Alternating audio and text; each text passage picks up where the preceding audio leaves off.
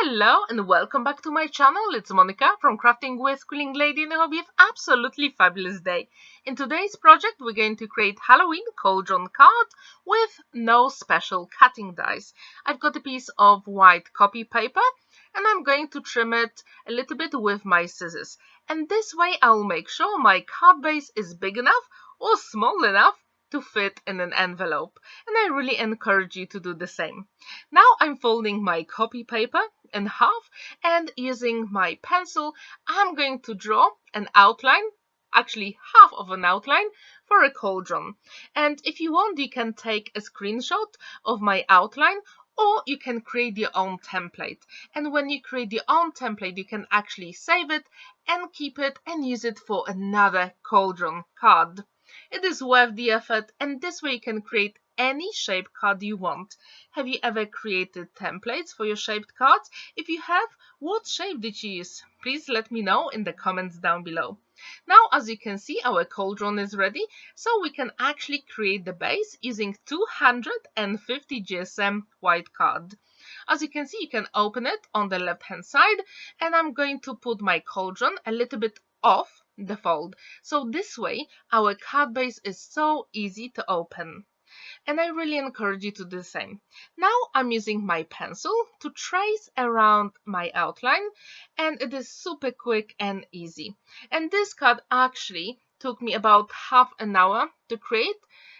So as you can see, super quick and easy, and you don't need to buy any special dies. And actually that was my challenge this year. I didn't want to buy any more Halloween craft stuff. I just wanted to use whatever I've got in my stash, and I'm really happy with all the results. Now I'm going to trace my template again, but this time on a black card, 300 GSM, and this way we're going to have that beautiful Halloween theme with black cauldron. In the top right corner you can also check my other video where I created steampunk birthday cards, and these are perfect for any masculine projects. Now when our cauldron is cut out, we can use an eraser, and I use one on my pencil, and I'm getting rid of all the pencil's marks that are still visible on my project. Now when this is ready, I'm going to actually create more dimension on my front panel. So for this one I'm actually going to use my score tool, and it comes with my scoring board. However, you can use anything you want, and this way, I'm not really sure actually if you can see it in the video, but in real life it gives that 3D effect on the cauldron.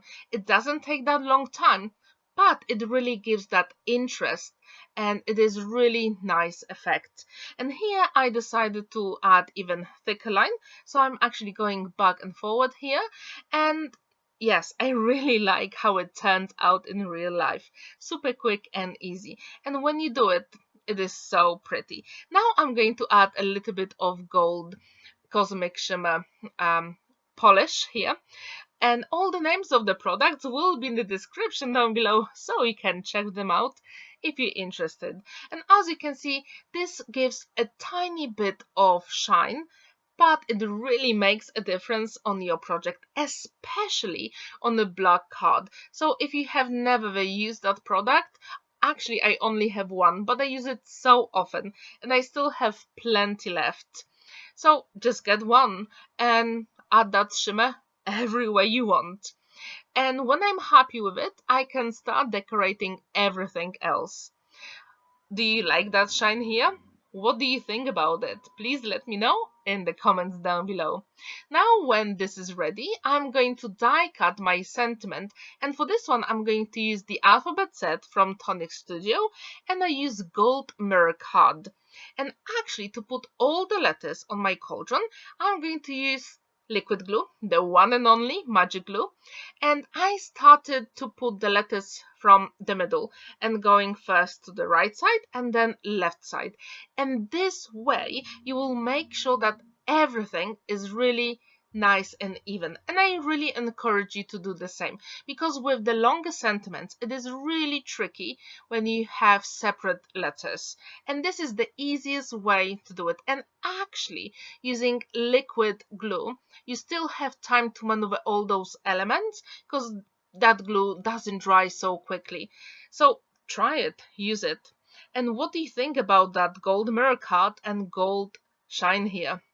Now I'm decided to stamp a pumpkin, and this one comes from Autumn Blessings from Simply Cards and Papercraft, issue 220, because in my stash I didn't have any Halloween pumpkins, so I had to be creative and had a look at my autumn stamp set, and I'm going to use Distress Oxide ink to stamp my pumpkin on watercolor card, and then using aqua markers, tricolor markers by Spectrum Noir, I decided to use some browns, dark orange and light orange, and using a wet paintbrush I'm actually going to have that beautiful watercolor effect on my pumpkin.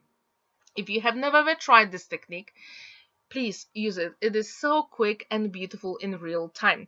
And actually, when you use watercolor markers, I encourage you to go from one side to the other. So in the meantime, those spaces will dry and nothing will bleed, and you will have the shadows exactly where you want them, and the same with the highlights. And when this is dry, I'm going to fussy cut with my scissors, and even then I decided to use a heat tool just to make sure it is completely dry before I add some details. And for this one I'm going to use my black zig marker, and I'm going to use that super fine tip to add, as you can see, some eyes, nose and mouth. And here you can create any image or face you want. That's why use any pumpkin stamp from your stash. Super quick and easy. What do you think about my pumpkins? Please let me know in the comments down below. Now, using my cutting mat and a craft knife, I'm going to cut inside my cauldron, and then we can actually make sure that all those pumpkins fit inside. And yes, we're going to use another trick, and for this one I'm going to use heavyweight acetate. This one is 300 GSM, and I'm going to create some very narrow strips. Actually, I created 3 here. I'm not really sure if you can see here in the video. I know the acetate is really transparent, and this way when you put your card on a shelf or a desk, actually all the pumpkins look like they are floating. It is absolutely amazing. Please try this technique if you haven't used that. Now, to adhere all those elements, actually I use 3mm red liner tape. I found this is the best adhesive for acetate because it is super strong and it is transparent. So amazing. Now I'm trying to put my strips of acetate inside the cauldron, and I put 2 small stripes at the bottom using red liner tape, and I'm going to adhere it to the inside of the cauldron. I'm not sure if you can see those 3 stripes, and now it is that time to add our cauldron on the card base and add those pumpkins. And here you can create as many pumpkins you want. It will be amazing. I usually go with 3s, so actually for this project I created 6 pumpkins instead of 3s. But yeah, I really like it. What do you think about them? Please let me know. And again, I use red liner tape on the back, and I'm peeling it off with my pokey tool. I find this is the easiest and the best way. And also, I want to ask you, what is your favorite or the best Halloween memory? Did you have your favorite costume for Halloween? Or maybe you've got very special celebration? Please let me know. Here in the UK, most people enjoy it and they decorate their houses. It is so nice and beautiful. Now I'm trimming off the excess of the acetate, and actually our card is nearly done. We just have to add few finishing touches and everything is done. As you can see, the card can stand really nicely and proudly on a flat surface, and it has that beautiful shine because of the gold mirror card and that extra polish here. As you can see, there is lots of space inside to write the message, and on the left and on the right you can also check my other Halloween projects for this year, and I really hope that this video inspires you to have a look at your stash and use whatever you've got. Please like this video, give it a thumbs up and subscribe to my channel if you haven't already. See you in the next video. Bye!